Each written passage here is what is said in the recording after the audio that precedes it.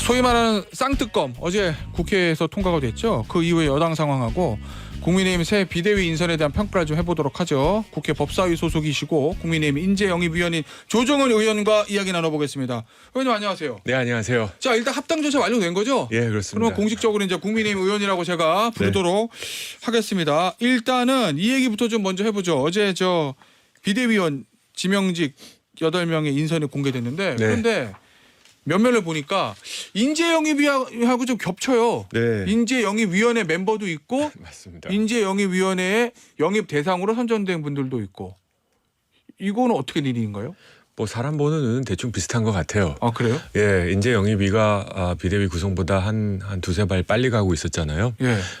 저희가 인재 영입위를 출범하면서 정말 대한민국에 숨어 있는 인재들 다 발굴해 보자 해서 굉장히 광범위한 데이터베이스를 모았고요. 예. 마침 이제 한동훈 비대위가 출범하면서 그 모았던 인재 DB가 꽤 많은 도움이 됐던 것 같습니다. 그럼 혹시 이 이철규 위원장이잖아요. 위원장이 한동훈 비대위원장에게 이런 인재풀이 있다라고 뭐 제공을 해서 한동훈 위원장이 거기서 검토를 해보고 픽하고 뭐 이런 건가요? 그런 거야 영업 비밀이고 그렇게까지 말씀드리기는 좀 어려울 것 같고요. 예. 하지만 사람 보는 눈은 대충 비슷할 것이다. 예. 그리고 어쨌든 그 기초 자료를 제공한 것까지는 맞다고 제가 이해도 되는 겁니까? 참고하셨으리라고 생각합니다. 인재 영입위의 그 멤버 저 아직까지 발표 안 된 멤버들도 있는 거죠 지금 있습니다. 접촉 중에. 네. 그 인재 풀을 네. 참고를 했을 것이다 비대위원장이. 어제 발표된 비대위원 중 몇몇 분들은 저희가 이제 앞으로 접촉해야지 하고 이제 후보군으로 모셨던 분들도 있고요. 아 그래요? 예. 그래서 그럼 거의 다 인재 영입위에 손이 닿은 멤버들인 거네요? 손이 닿았다 그러면 좀 왠지 부정적이고 그런가요? 그럼 인재 영입위원회와 인연이 있는. 그렇습니다. 네. 오, 그래요? 네. 오, 알겠습니다. 의원님 이런 말씀도 하셨던 것 같은데 비대위원과 위원장은 권력이 나누는 것이 아니고 별도대처럼 신속히 움직여야 한다. 그럼요. 이 얘기는 어떤 의미인 거예요? 이 얘기는 혹시 그러면은 비대위에서 뭐 여러 이견이 있는 것보다 위원장을 중심으로 해가지고 일치 단결된 하나의 원보이스가 맞다 이런 얘기인 건가요? 저는 그렇게 생각합니다. 그래요? 예. 당 대표는 선출직이죠. 예. 선출된 권력입니다. 너무 혼자 하지 말게 하기 위해서 최고위와 권력을 나눕니다. 예. 비대위원장은 임명직이죠. 네. 구성원들의 임명을 받은 겁니다. 뭐 권력을 나누고 말고 할 거가 없습니다. 혼자 책임지고 결과 책임을 무한 책임지는 겁니다. 결국 비대위원들은 비대위원장을 도와줄 수 있는 조력자 역할을 하는 것이 구조적으로 맞습니다. 이게 뭐 한동훈 비대위원장이든 김태현 비대위원장이든 역할은 똑같다고 생각합니다. 또 시간적으로도 총선 이후 대선 이후의 비대위가 아니라 총선을 남겨둔 100일을 남겨둔 비대위입니다. 공관위 선대위 등등을 봤을 때 길어야 30일 안에 승부를 내야 되는 비대위다. 이게 성공하든 안 하든. 그래서 30일 정도의 단기 이전을 취하려야 되는 아주 중요한 비대위다. 따라서 뭐 탕평책을 쓴다. 여론을 널리 수렴한다가 아니고 그동안 갈고 닦은 것을 하루하루 정말 30일의 액션 플랜을 가지고 하루하루 승부를 본다는 생각으로 빠르게 움직여야 된다. 민첩하게. 따라서 저는 작고 민첩한 별동대 같은 비대위가 맞다고 생각합니다. 혹시 의원님은 비대위원 들어오라는 제안을 받으시진 않았습니까? 저는 뭐 제 위치에서 제 위치에서 도와드리는 게 훨씬 낫다고 생각하고요. 모두 다 비대위 들어가면 손 누가 키웁니까? 그래요? 인재 영입위도 계속 해야지 또 인재들을 또 제공할 거 아닙니까? 이번 비대위원 인선의 핵심 키워드 컨셉은 뭡니까? 동료 시민이죠. 동료 시민이요? 예. 정치는 아마 김혜지 의원 한 분밖에 없죠. 네. 나머지 7분은 동료 시민이라고 생각합니다. 그리고 두 번째는 그냥 젊다고 그냥 신선하다고가 아니라 자기 분야에 한두 가지씩은 그래도 이뤄놓은 것이 있는 뭐 김경렬 회계사, 박은식 선생님, 의사 선생님이요. 또 한지아 의사 선생님, 뭐 국제기구에서 정말 보건 분야에서 꽤 뛰어난 활동을 하셨던 분들이고요. 또 윤도현 청년도 자립중대 청년으로서 그 나이에 걸맞지 않게 굉장히 깊고 넓은 활동을 하셨던 분들입니다. 그래서 그냥 청년, 꽃꽂이, 새로움 그리고 뒤에서 예전 그대로 이게 아니라 동료 시민들의 눈에 맞게 정말 신선함 그 자체인데 이제 많은 분들이 이거 갖고 되겠어? 무게감이 있겠어? 이런 걱정을 좀 하시더라고요. 아, 정치인 출신이 없다. 그렇습니다. 예. 그래서 이제 뭐 평시도 아니고 전시고 예. 가장 어렵다는 공천을 해야 되고 예. 선거를 해야 되는데 그렇기 때문에 이거는 진짜 큰 도전이고 성공하면 대박일 거고 예.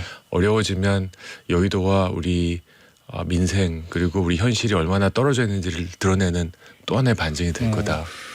그 사람을 구하는 게 참 어려운 일이긴 한데 앞서 우리 저 의원님도 말씀하셨듯이 인재영입위원회와 다 인연이 있는 분들이잖아요. 뭐 앞으로 접촉하실 분도 있었다고 하고 그렇기 때문에 오히려 그게 반대로 말하면 좀 새로운 인물이 없고 너무 기존의 인물들이다. 어쨌든 인재영입위원회에서 또 보도가 됐던 분들이고 하니까 그런 일각의 좀 평가도 있던데 그건 어떻게 보세요? 아유, 저희 인재 영입비를 되게 모욕하는 말씀이신 것 같아요. 그런 그래요? 분들이. 네. 네. 저희는 제가 뭐 말씀드린 대로 쪽지 영입 이런 거 없습니다. 누가 좀 해가지고 앞번호 영입해가지고 공천 네. 주자 이런 거 없기 때문에 정말 6명의 인재위원들이 아주 폭넓은 DB를 만들어 나가고 있습니다. 예. 이건 정말 민주당이 갖다 써도 탐날 DB입니다. 아, 그래요? 네, 저희는 뭐 자신 있습니다. 앞으로 발표할 인재들도. 예. 그래서 저희가 아마 이 국민의힘에서 가장 적극적으로 국민의힘 외에 정치권 외에 사람들을 발굴했던 기관이기 때문에 예. 자연스럽게 인재영입위원회의 데이터베이스가 예. 유용했다. 뭐 이건 너무 당연한 것 같습니다. 그게 당연한 거지. 그것 때문에 새로운 인물이 아니란 건 아니다. 뭐 이런 예, 뜻인 거죠? 예. 위원장이 이초기 위원장이 아니어도 예. 위원 중에 조정훈이 없었어도 어허. 인재영입위원회의 DB는 유용했을 겁니다. 알겠습니다. 네. 또 이런 부분들도 있잖아요. 좀 보니까 저 민경우 저 위원도 그렇고 김경률 위원, 뭐 구자룡 위원, 소위 말해서 언론에서 보기에는 이재명 대표 민주당의 586 세력을 겨냥한 맞춤 인선 아니냐. 뭐 이런 언론의 평가도 있던데 맞나요? 뭐 제가 들어갔으면 어떻게 했을까요? 또 아니요, 그렇다고 생각하지는 않습니다. 예. 그 김경렬 회계사가 갖고 있는 전문 지식, 박은식 선생님이 갖고 있는 호남인으로서 네. 갖고 있는 문제 의식이 예. 우리 시민들과 맞닿아 있는 거지. 네. 뭐 이재명 대표의 저격수 세트다. 이거는 전혀 동의하지 않습니다. 알겠습니다. 근데요. 항상 뭐 이런 비대위원들이 내정이 되면은 뭐 이제 그 개인의 문제들 같은 것들 보도가 되잖아요. 이 민경우 비대위원 내정자 네. 이 과거 발언 중에 노인네들 빨리 돌아가시라 유튜버 물론 그러고 그래서 죄송합니다라고 그 방송에서 바로 사과를 했다고 하는데 네. 이 문제를 가지고 지금 대한노인회에서 사퇴하라 뭐 이렇게 나오거든요. 이거 어떻게 정리해야 됩니까? 네, 잘못했죠. 예. 잘못했고 뭐 100번 1000번 사과해야 됩니다. 예. 그리고 뭐 굳이 개인적인 제안을 드리자면 이제 비대위 임명자께서 예. 가능하시면 개인적으로 대한노인회를 찾아서 한동훈 위원장이요? 아니요. 민경우. 예. 네, 본인이니까. 아 본인이? 네, 대한노인회를 찾아서 정말 그분들한테 속고대죄하면서 그 뜻이 아니었다. 네. 제가 어리석었고 부적절한 발언이었다라고 그분들 마음이 풀릴 때까지 네. 사과해야 된다고 생각합니다. 그러니까 사과까지는 뭐 당연히 해야 될 일인데 네. 항상 이런 자리에 있는 분들이 그런 구설에 휘말리면 네. 사퇴 여부 이게 또 관건이잖아요. 그건 어떻게 해야 돼요? 글쎄요, 아직 사퇴까지 가기엔 만약에 뭐 이 발언이 뭐 어때? 네. 그런 말 할 수 있는 거 아니야? 이래버렸으면 저는 사퇴도 고려할 수 있다고 생각합니다. 네. 하지만 뭐 방송에서도 그 즉시 사과했고 그 유튜버 방송에서도 바로 사과하긴 했어요. 예, 맞습니다. 뭐 발언한 거 하나 가지고 사과해야 되고 사퇴해야 되면 저도 아마 할 수 있는 게 없을걸요. 아 그래요? 예. 네. 알겠습니다. 이 얘기 이준석 전 대표 얘기 좀 해보죠. 이준석 전 대표 탈당은 어떻게 평가하세요? 마침 12월 27일이 예. 조정훈은 국민의힘에 입당하고 이준석은 탈당하고 플러스 마이너스 제로가 됐습니다. 의원수로 보면 하나 더 늘은 거네요. 의원수는 늘었지만 예. 정치인으로서는 아쉬운 정치인 하나가 나갔고요. 예. 뭐 많은 분들이 이제 이준석 대표의 진검승부의 시간이다라고 예. 하십니다. 저는 뭐 한동훈 비대위원장이 임명돼서 이준석 대표의 이슈가 묻혔다라고 생각하지 않습니다.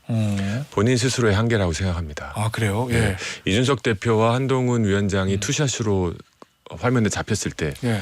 어떤 얼굴이 더 신상 같으냐. 한동훈 장관이 위원장이죠 이제 네. 10살 정도 더 많죠.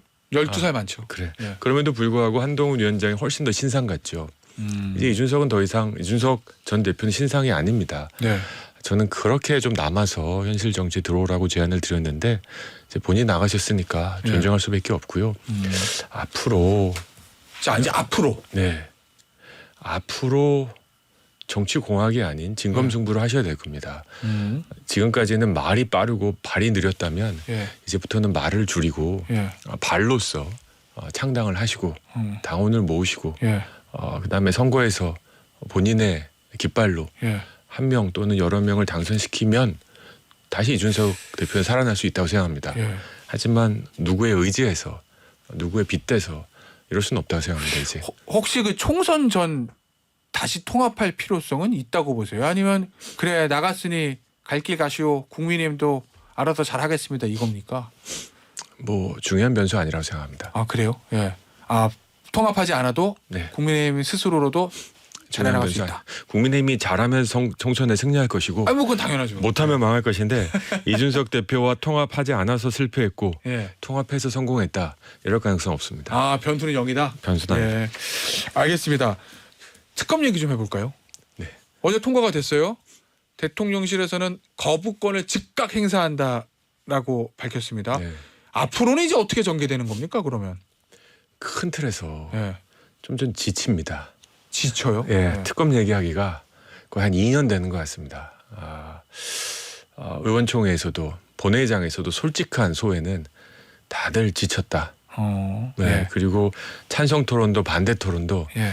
약간의 고성고함은 있었습니다만 그래 너의 입장 이미 다 알았고 예. 우리 입장도 이미 다 알았고 예. 할 거 하고 빨리 가자. 예. 뭐 이런 눈치였습니다. 저는 국민들도 그렇다고 생각합니다. 국민 예. 여러분들도 특검에 찬성하시는 분 반대하시는 분 있습니다. 예. 너무 50억 대장동 김건희 예. 여사 특검 다 다릅니다 입장이. 예.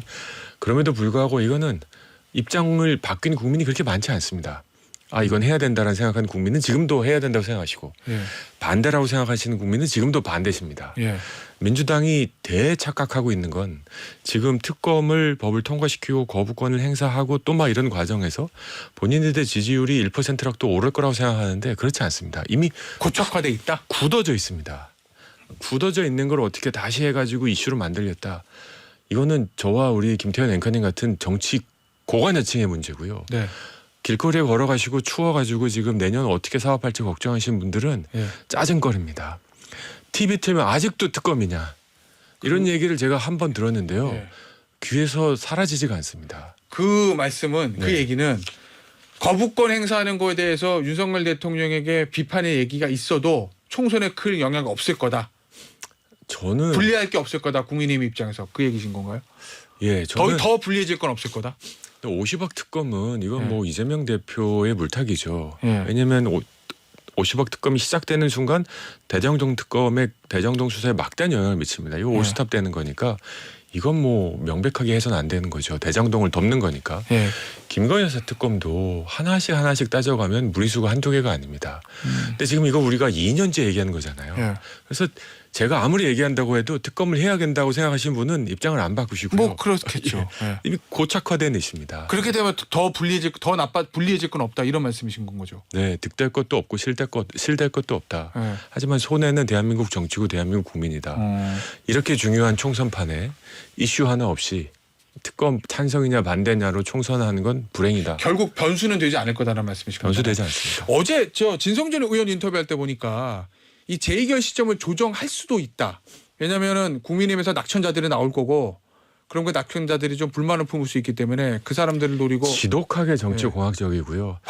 그러니까 뭐 그렇게 하겠다는 건 아니고 할 수도 있다 뭐 이런 취지의 얘기는 했어요. 할 게 아무것도 없으니까 이거밖에 없구나라는 생각이 듭니다. 그래요. 예. 야당으로서 여당을 비판하는 위치에 있지 않습니까? 예. 비판할 거 있다고 생각합니다. 윤석열 정부가 잘하지 못하는 거 있다고 생각해요. 예. 그런 것들을 그렇지 저런 거 해야지라는 국민들의 박수를 받는 비판을 해야 되는데 예. 지금 뭐 제 부위 시점 조정하는 공학적인 얘기하면서 또 특검 갖고 총선 전국을 만들어간다. 할 게 이거밖에 없구나라는 생각을 알겠습니다. 지울 수밖에 없어. 혹시 일각의 언론 보도 보니까 거부권 이후에 당에서 특별감찰권 설치라든지 제2부속실 설치라든지 이런 것들을 대통령실에 건의할 수도 있다라는 보도가 있던데 어떻습니까? 그런 부분에 대해서는. 견제와 균형이란 장치는 언제든지 필요한데요. 예. 이걸 뭐 김건희 여사 특검과 연결한다. 이 또한 재미없고요. 지칩니다. 그러니까 국민 여러분은 이미 대선 즈음에 김건희 여사 특검과 관련한 예. 이슈와 관련된 대정동과 관련한 이미 결정하셨어요. 자, 그러면 의원님 네. 특별감찰관 설치라든지 제2부속실 설치 필요 없다. 특별감찰관은 제가 2년 전부터 주장했던 겁니다. 아 그래요? 예. 제2부속실도 뭐 제도화하는 것 바람직할 수 있다고 생각합니다. 예. 하지만 이게 김건희 여사 특검 대신이다. 아, 이렇게 갈 수는 없는 겁니다. 거부권에 대한 보완책으로 할 필요까지는 없다. 그렇습니다. 알겠습니다. 오늘 인터뷰는 여기서 마무리하도록 하겠습니다. 국민의힘의 조정원 의원이었습니다. 감사합니다. 감사합니다.